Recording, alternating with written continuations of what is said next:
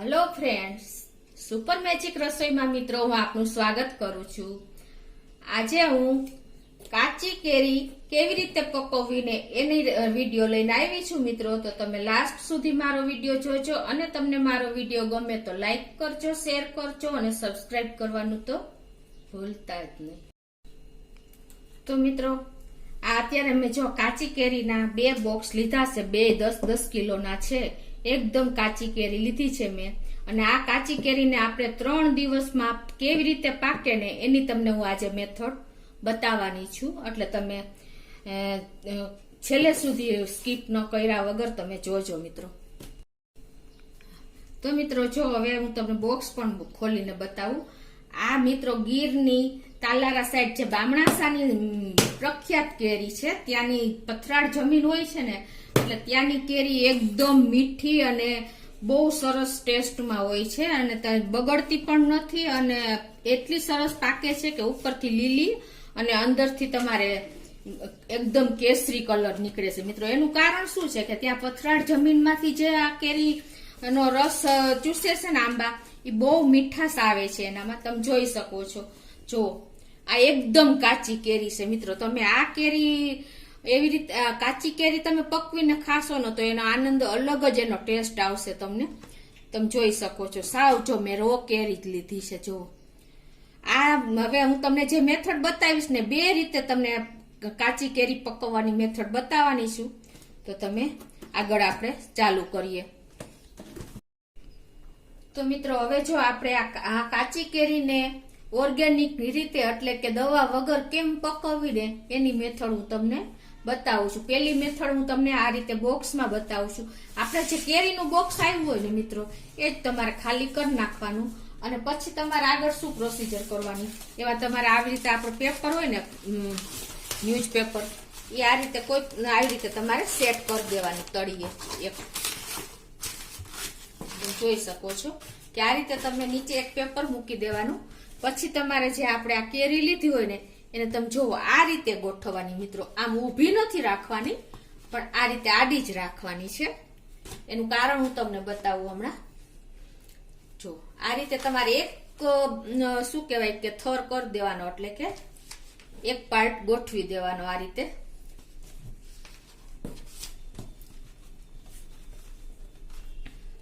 આ 2 કેરી વચ્ચે જો આ જગ્યા આવે છે ને, ત્યાં આ રીતે તમારે ગોઠવવાનો। તમને ખ્યાલ આવી જતો હશે હું સેટ કરું છું એ રીતે। જો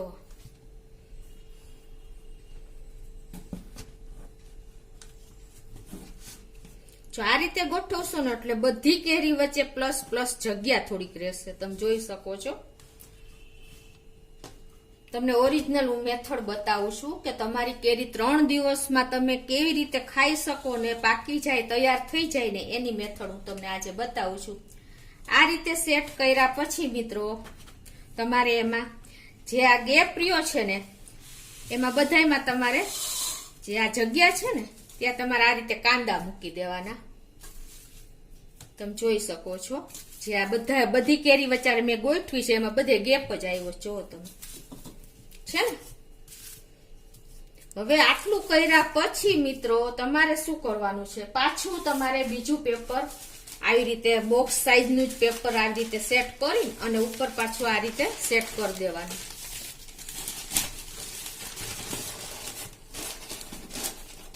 બરાબર। હવે આટલું કર્યા પછી આપણે એનો બીજું લેયર કરવાનું આ રીતે।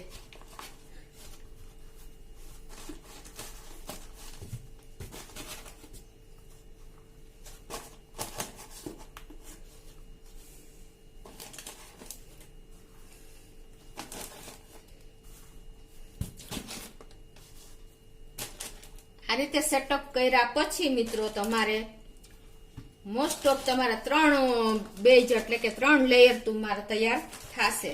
જો તમે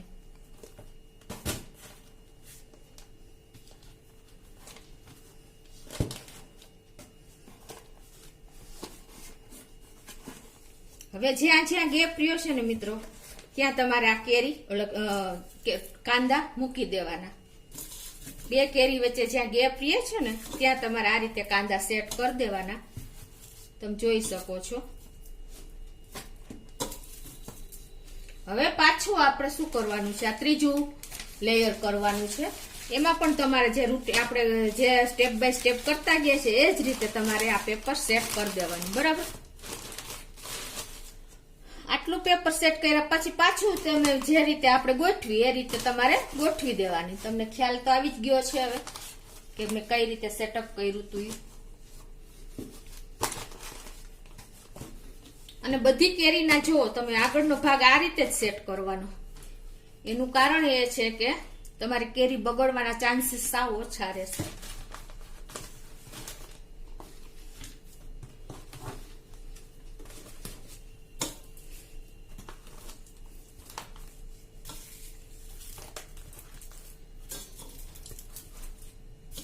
તમને મારી મેથડ સમજાઈ ગઈ હશે મિત્રો.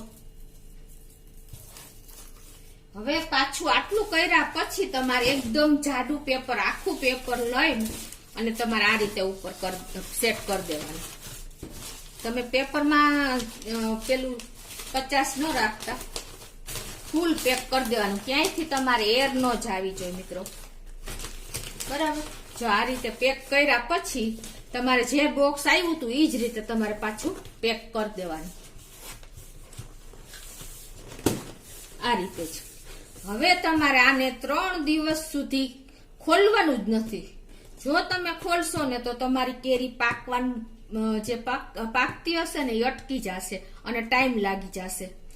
મિત્રો 3 દિવસ તો તમે ખોલતા જ નહીં.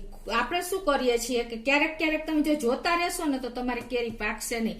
આપણે દહીં મેળવું હોય અને એને તમે કલાકે ખોલીને જોવો કે થઈ ગયું તો એ દહીં થાય ના થાય મિત્રો.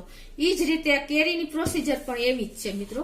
તો 3 દિવસ પછી તમે આ ખોલીને તમે જોજો તમારે ખાવા માટે કેરી તૈયાર થઈ ગઈ હશે. બીજું કે તમે જો આપણે માર્કેટમાંથી પાકેલી કેરી લઈ છે ને એમાં એ લોકો બોક્સમાં કાર્બાઇડ મૂકે છે. એને હિસાબે ઈ કેરી જલ્દી પાકી જાય છે અને એની મીઠાશ હોતી નથી મિત્રો.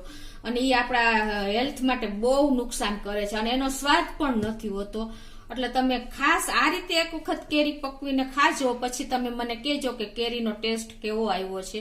અને બીજું મિત્રો, આ બોક્સ તમારે એવી જગ્યાએ તમારા ઘરમાં જ્યાં ગરમી લાગતી હોય ને એવી એક કોર્નરમાં તમારે બોક્સને મૂકી દેવાનું છે. હવાની આવજા ન થતી હોય અને એકદમ ગરમી લાગતી હોય ને એવી જગ્યાએ તમારે આ રીતે દોરીએથી તમે આવી રીતે પેક કરીને અને પછી તમારે મૂકી દેવાનું છે મિત્રો. અને 3 દિવસ પછી આપણે ચેક કરશું કે આપણી કેરી કેવી ખાવા માટે એકદમ સરસ તૈયાર થઈ ગઈ હોય છે મિત્રો.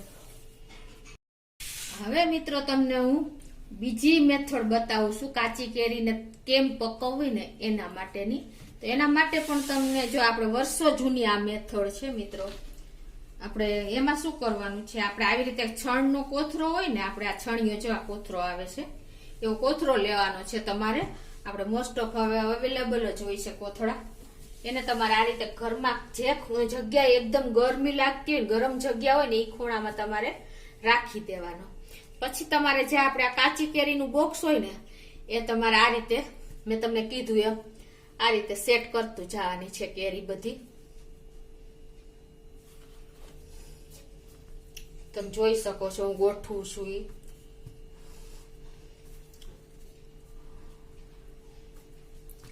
જો આ 2 કેરીની વચ્ચે આ કેરી મૂકવાની છે. તમને ખ્યાલ તો આવી જ ગયો છે, મેં પેલી મેથડમાં બતાવ્યું એ રીતે. જો આ રીતે તમારે સેટઅપ કરવાની છે મિત્રો.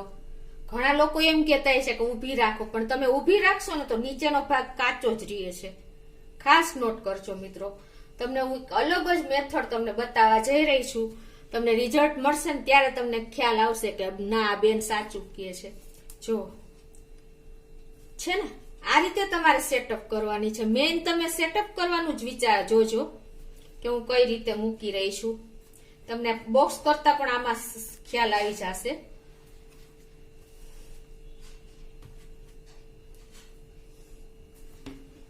છે ને અને આ જ સાઈડ જ તમારે બધા કેરીના જે ઉપરનો ભાગ હોય ને ડંઠલ એ આ સાઈડ જ રાખવાનો છે. પછી તમે આમ મૂકશો તો નહીં ચાલે, કેમ કે કેરીની આ બેની વચ્ચે તમારે કાંદા આવશે. કાંદા તમારા પાછળનો ભાગ જે કઠણ રહેશે ને એ કાંદા કઠણ નહીં રહેવા દે. તમને ખાસ આ તમને નોટ કરજો મિત્રો. એટલે હું તમને આ રીતે મેથડ બતાવી રહી છું. તમે મિત્રો સ્કીપ ન કરતા. જો તમારે કાચી કેરી ઘરે પકવીને ખાવી હોય ને તો તમે મારો વિડીયો સ્કીપ કર્યા વગર લાસ્ટ સુધી જોજો મિત્રો. હવે આ રીતે સેટઅપ કર્યા પછી તમને મેં બતાવ્યું એમ આ બે કેરીની વચ્ચે જે જગ્યા રહે છે ને એમાં તમારે કાંદા મૂકી દેવાના છે. તમને ખ્યાલ તો આવી જ જતો હશે. આપણે આમાં બહુ કાંદા નહીં જોઈ. જેટલી તમારી કેરી હશે ને એ પ્રમાણે તમારે કાંદા જોશે મિત્રો.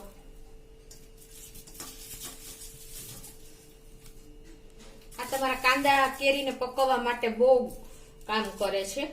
અને આ બધા તમારા ઘરના જ ઇન્ગ્રેડિયન્ટ છે મિત્રો. આપણે ઘરમાં બધાના ઘરમાં મોસ્ટ ઓફ કાંદા અવેલેબલ હોય જ છે. અને ન હોય તો તમારે પકવવા માટે રાખવા પણ પડે. તમે ખાતા ન હો તો તમારે કાંદા પકવવા માટે તો ઓલા કેરી પકવવા માટે તો કાંદા જોઈએ જ મિત્રો.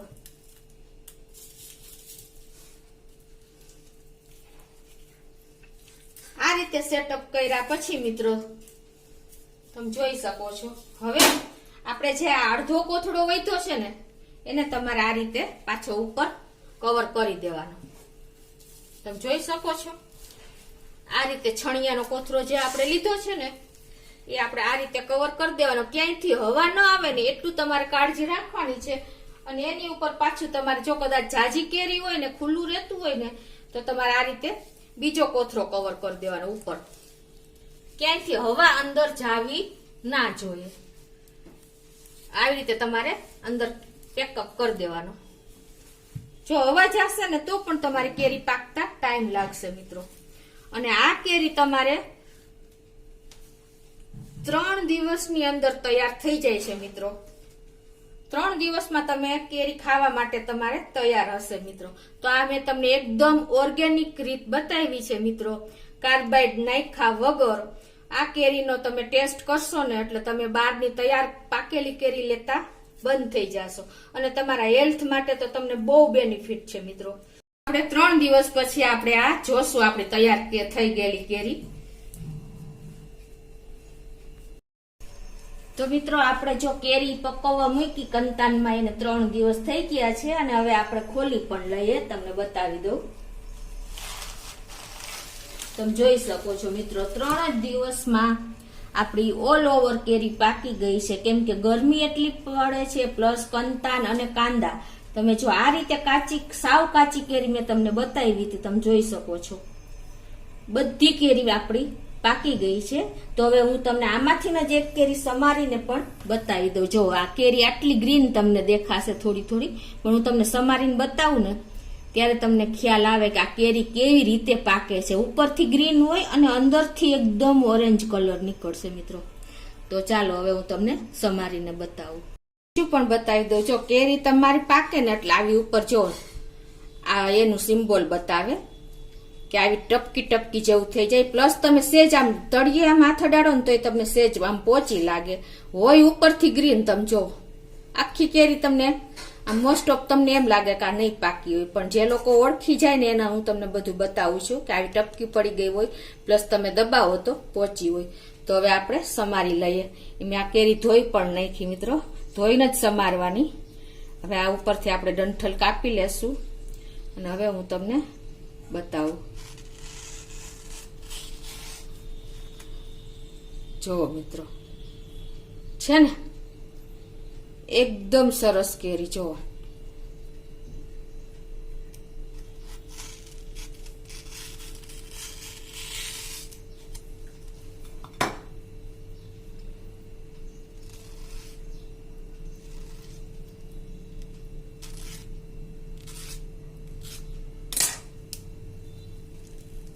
જો મિત્રો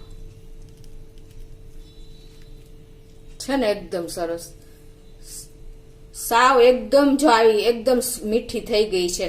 3 જ દિવસમાં આપણી કાચી કેરી આ રીતે તમે કંતાનમાં નાખીને અને માથે કાંદા નાખી દેવાના તમારે. અને આ કેરી એટલી મીઠી લાગશે ને મિત્રો. તમે માર્કેટની કેરી કરતા તમને આ ઘરે પકવેલી કેરી એકદમ મીઠી હોય છે. તમે મોઢામાં તમારે સ્વાદ રહી જાય ને એવી કેરી થાય છે ઘરે તૈયાર મિત્રો. ઓર્ગેનિક રીતે તમે આ પકવશો ને તો.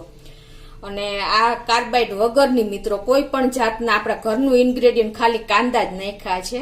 અને જો આપણી આવી એકદમ ખાવા માટેની કેરી તૈયાર થઈ ગઈ છે 3 દિવસમાં. અને હું તમને બોક્સની કેરી પણ બતાવી દઉં મિત્રો.